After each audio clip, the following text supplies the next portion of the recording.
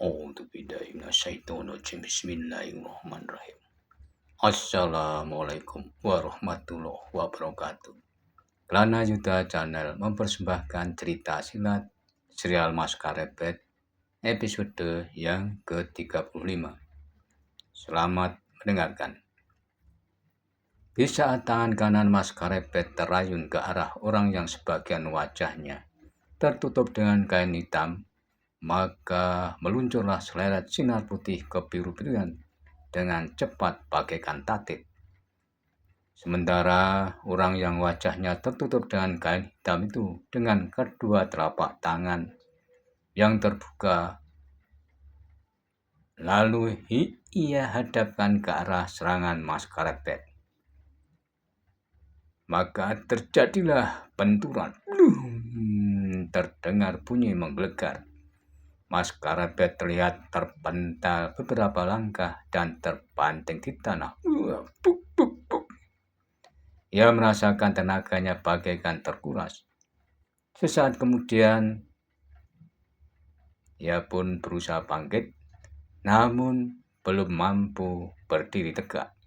Sejenak Mas Karepet termenung dan tidak lama kemudian, ia dengan sekuat tenaganya untuk bangkit berdiri. Sedangkan lawannya tersebut hanya bergetar selangkah surut. Sementara itu, tenaga Mas Karepet yang belum kembali sepenuhnya berusaha berjalan dengan pelan untuk mendekati orang tersebut. Tetapi baru beberapa langkah, tiba-tiba saja Mas Karepet dengan cepat duduk kembali sambil menundukkan kepalanya. Kemudian dengan suara gemetar ia berkata, "Maafkan hamba Kanjeng Sultan atas kelancaran hamba." "Kenapa kau minta kepadaku dan mengapa kau memanggilku Kanjeng Sultan?"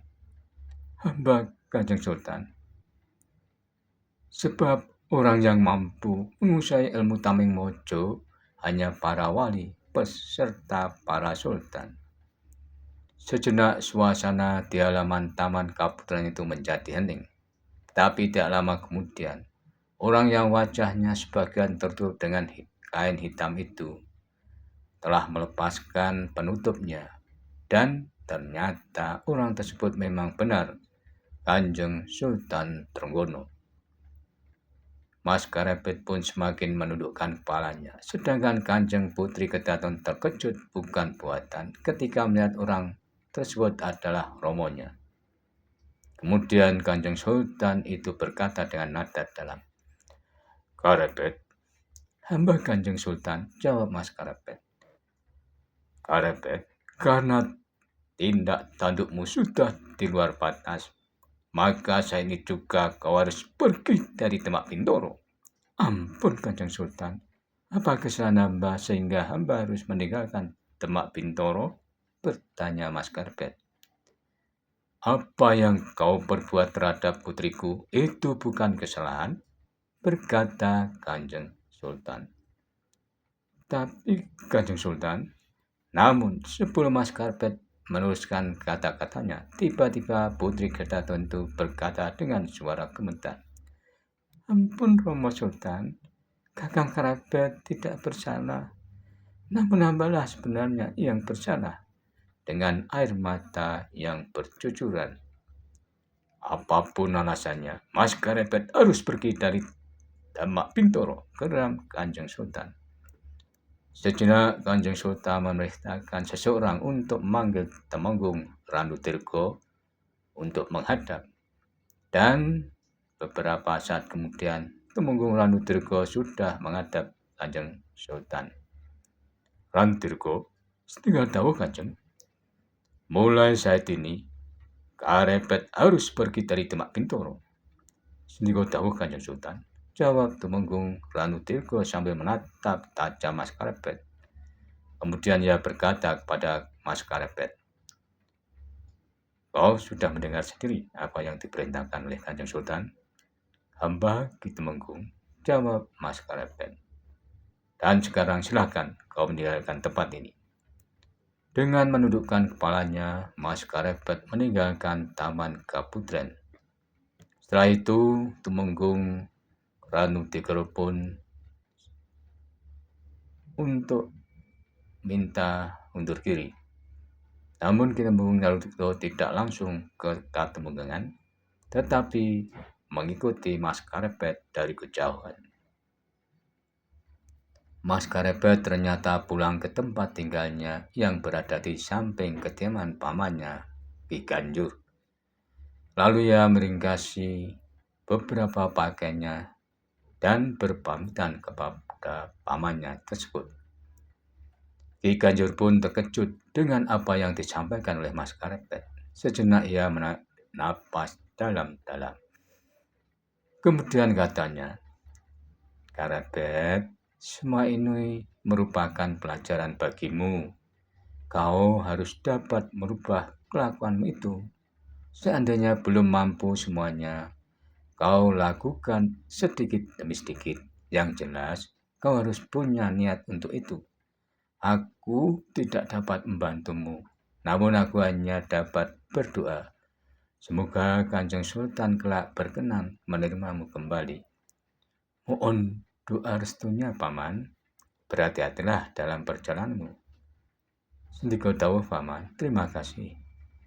Mas Karepet pun juga mohon maaf kepada pamannya tersebut. Demikianlah, Mas Karepet pun telah meninggalkan Demak Bintoro. Ketika ia hampir sampai dekat hutan yang tidak terlalu lebat, penglihatan yang tajam telah menangkap desir kaki yang berada tidak jauh darinya. Sejenak ia berhenti di bawah pohon terbesi. Lalu ia pun duduk dan bersandar di pohon yang rimbun daunnya tersebut. Sambil menikmati semilirnya angin, ia pun liar-liar atau mengantuk. Tetapi ia pun tetap waspada. Mas Karepet ingin memancing orang-orang yang telah mengikutinya itu. Benar saja, tidak beberapa lama kemudian dua orang telah menghampirinya. Namun Mas Karepet masih berdiam. Ia sudah membuka matanya. Lalu salah seorang itu bertanya, "Apakah kau yang bernama Mas Karepet, Kisanak?" Sejenak Mas Karepet bangkit berdiri dengan agak enggan. Ia pun menjawab pertanyaan orang tersebut. "Kalau benar aku Karepet, kalian mau apa, Kisanak? Tetapi kalau aku bukan Karepet, apa yang akan kau lakukan padaku?" Dengan santainya Mas Karepet itu menjawab. "Dedet alas," geram orang itu. "Sekali lagi aku bertanya, apakah kau Mas Karepet?" Namun Mas Karepet yang hatinya masih mengganjal karena kejadian yang menimpanya tertawa bergelak-gelak. "Kurang ajar kau bocah sombong," bentak orang tersebut. Setelah itu kakinya mendobrak dada Mas Karepet. Namun Mas Karepet dengan tangan kanannya menepis kaki orang tersebut. Dis! Mas Karepet terkejut. Ternyata tenaga orang tersebut sangat besar, yang membuat tangannya merasakan sakit. Tetapi orang itu pun juga terkejut. Kakinya yang terkena tapisan tangan Mas Karepet seakan-akan membentur batu hitam yang keras. Ia pun menatap tajam Mas Karepet sambil meringis kesakitan. Demikianlah episode 35 serial Mas Karepet, dan nantikanlah episode selanjutnya. Namun bila mana ada yang berkenan, subscribe, like, serta berkomentar, dipersilahkan. Terima kasih, sampai jumpa.